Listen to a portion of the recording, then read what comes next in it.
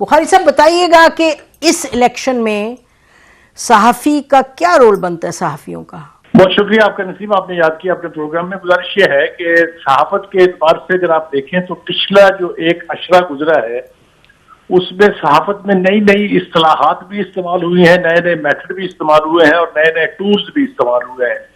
चाहे वो social media कह लीजिए आपको, चाहे वो वीलॉगर्स कह लीजिए, यूट्यूबर कह लीजिए, ये सारी नई इजादात थी इस पिछले अशरे की, जिनका सही गलत हर तरह का इस्तेमाल हुआ है। उसके ऊपर बहस करना मेरे ख्याल से बेकार है।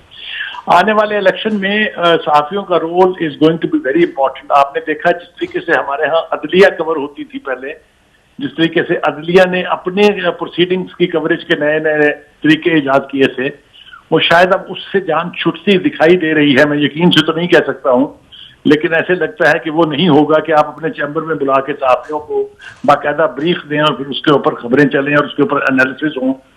इसी तरीके से इलेक्शन के हवाले से हमारे यहाँ कोई बहुत हेल्दी रवायत नहीं है इलेक्शन की कवरेज की, इसलिए कि हमारे यहाँ इंडिपेंडेंट टोटली ट्रांसपेरेंट इलेक्शन की भी रवायत को बहुत ज्यादा स्ट्रांग नहीं है। तो मेरे ख्याल से अगर ये इलेक्शन फेयर एंड फ्री होने जा रहा है, मैं ये नहीं कह रहा कि हो रहा है, अगर होगा तो उसकी कवरेज के तरीके भी यकीनी तौर पे मुख्तलिफ होंगे, अप्रोच मुख्तलिफ होगी, तरीकाकार मुख्तलिफ होगा, रिपोर्टिंग का पैटर्न मुख्तलिफ होगा। अब सारा दारोमदार इस बात पर है कि इलेक्शन कमीशन किस हद तक इसको ट्रांसपेरेंट और फेयर फ्री इलेक्शन बनाने की जमानत देता है। जहां तक सहाफत का ताल्लुक है, पिछले दौर में हमने देखा बहुत से नए प्लेयर्स आ गए थे फील्ड के अंदर, चाहे वो सोशल मीडिया था, चाहे मेन स्ट्रीम मीडिया था, चाहे अखबारात थे। अब तो अखबारात की दुनिया वैसे ही सुकड़ते सुकड़ते बिल्कुल तकरीबन कब्रिस्तान बनी खड़ी है। जो सबसे ज्यादा इफेक्टिव टूल होता था, चाहे वो इलेक्शन कैंपेन की कवरेज हो, चाहे वो इश्तिहारात की का कंपटीशन हो, वो तो एलिमिनेट होता जा रहा है। अब तो है सिर्फ ब्रेकिंग न्यूज। इस ब्रेकिंग न्यूज की दुनिया में इलेक्शन कमीशन किस हद तक एक्सेस देगा जर्नलिस्टों को कि वो कहां तक जा सकते हैं, क्या क्या कवर कर सकते हैं, सारा दारोमदार उसके ऊपर जी। और इसी तरह से आखिरी जुमला मुझे अर्ज करने दीजिए, वो ये कि जर्नलिस्टों का भी टेस्ट है कि वो अपने नॉर्म्स को रिस्पेक्ट करते हैं या वो फिर उसी तरीके से टुकड़ियों में बट के और दूसरों के हैंडलर्स बन के। I think that is the biggest challenge. जी, very quickly, pre poll rigging में अगर बात करें और ये दो मामलात जो बिलावल भुट्टो रोज कह रहे हैं सिलेक्टेड हो गए हैं, तो अब और दूसरी तरफ पीटीआई जो कह रही है, how would you address these two और जर्नलिस्ट क्या करें इसमें? देखिए, पहली बात तो ये है कि पीटीआई की बात तो मेरी समझ में आती है, इसलिए कि दे हैव देयर स्टेक्स और वो ये इल्जाम तराशी कह लीजिए या वो अपना हक समझते हैं ये दावा करना। लेकिन पीपल्स पार्टी के बिलावल भुट्टो साहब की लॉजिक मेरी समझ से बिल्कुल बालातर है।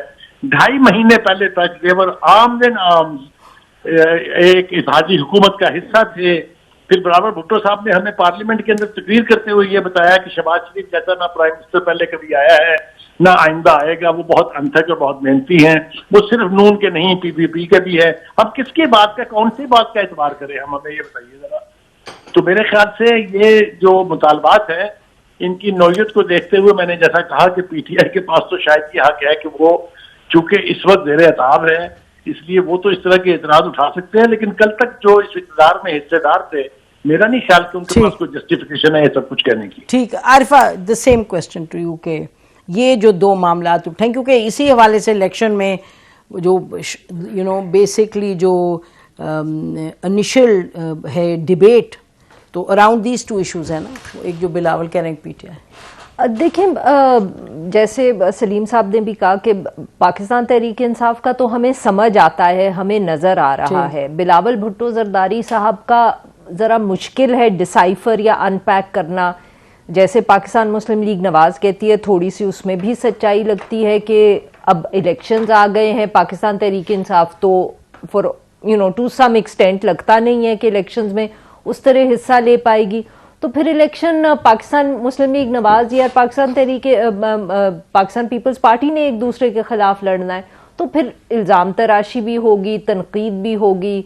इस वक्त लग रहा है कि उनको फैसिलिटेट किया जा रहा है, पाकिस्तान मुस्लिम लीग नवाज को, नवाज शरीफ साहब को थोड़ी रियायत मिलती हुई नजर आ रही है, स्पेशल ट्रीटमेंट। बिलावल भुट्टो जरदारी साहब उस पर तनकीद कर रहे हैं। फिर थोड़ी सी वो हमें समझ भी आती है कि उनको किस चीज़ की तकलीफ होगी। जिस तरह हमने देखा कि शुरू में बलूचिस्तान से जो इलेक्टेबल्स थे या साउथ पंजाब के थे या बाप पार्टी के लोग पीपीपी की तरफ जा रहे थे, फिर सडनली कुछ हुआ और उन्होंने अपने फैसले तब्दील किए और वो जो एक ट्रेन चली हुई थी वो दूसरे स्टेशन पर जाके रुक गई है। तो शिकायत तो बनती है उनकी भी फॉर वॉट एवर रीजन। अब हम कहें कि वो क्यों कर रहे थे या पहले क्यों हो रहा था वो एक और बात है, बट शिकायत तो बनती है उनकी। So I mean for that matter तो मेरे ख्याल में समझ तो हमें आता है। अब हम ये कहें कि वो जायज है कि नहीं, हम उससे अग्री करते हैं कि नहीं, but we can understand why it's happening.